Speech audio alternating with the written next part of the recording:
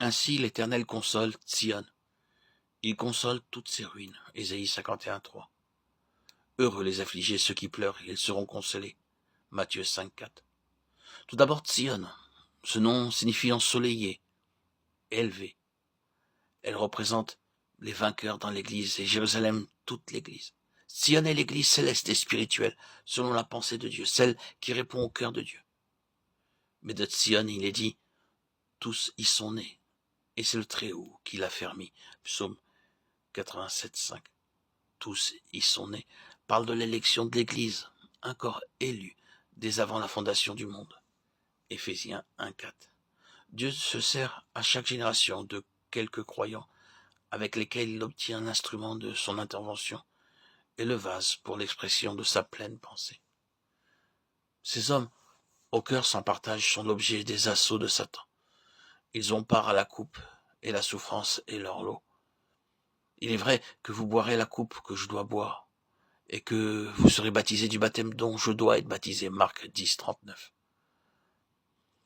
Ils prennent part aux souffrances pour son corps, qui est l'Église. Colossiens 24. Ils souffrent en raison des situations avec lesquelles ils ont à faire face, qui résultent d'un état de profond déclin spirituel et de ruine dans le peuple de Dieu. Satan est animé d'une très grande haine contre Sion, car elle est l'expression pleine de la croix qui permet à Dieu d'avoir quelque chose entièrement du ciel, entièrement de l'esprit. Ceux qui sont à Sion sont l'objet de ses consolations alors qu'ils traversent la vallée de Baca, psaume 84:7. Ils demeurent fidèles à la vision céleste et maintiennent le témoignage du Seigneur dans l'intégralité de sa pensée. Ils travaillent à ramener ceux qui se sont éloignés et dont la vie spirituelle doit être restaurée, car eux aussi, à cause des grandes compassions de Dieu, seront l'objet de ses consolations. Il console toutes ces ruines. En étant introduits dans le chemin de Dieu pour entrer dans Sion, nous serons rétablis de toutes nos pertes. Et nous apprendrons ce que signifie Sion, l'Église, selon la pensée de Dieu. En examinant la vie de David, ce fut après que les anciens vinrent à Hébron pour le oindre dans l'unité comme roi sur tout Israël, selon la parole de l'Éternel prononcée par Samuel, qu'il marcha sur Jérusalem pour en chasser les Jébusiens et s'emparer de la forteresse de Sion.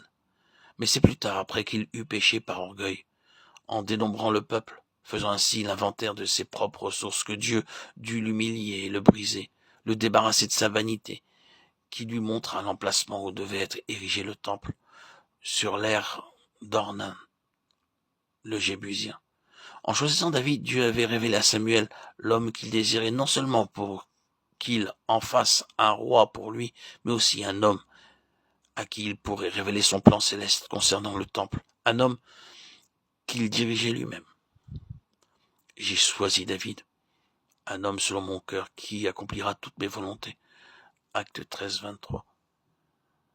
Ce fut en raison d'un tel dessein que Dieu le fit passer par de douloureuses et pénibles épreuves pour le briser et le libérer de ses propres concepts et de son orgueil. C'est ce qu'il mentionne dans le psaume 132:1. Éternel, souviens-toi de David et de toutes ses peines.